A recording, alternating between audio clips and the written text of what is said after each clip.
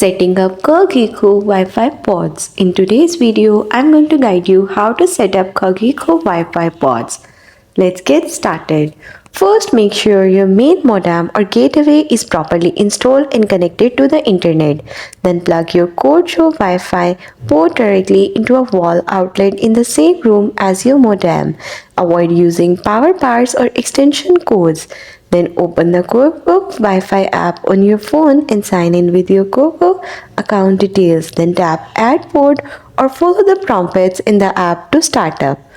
That app will detect the port using Bluetooth and guide you through connecting it to your network. After the initial connection, move the port to another location into your home where you need better coverage. Make sure it is still within range of your main modem or another port for best results. Use the application to name your ports and monitor their connection strength to optimize placement. And that's all. That's how you will be able to set up Cogeco Wi-Fi ports. Thanks for watching. Don't forget to like and subscribe.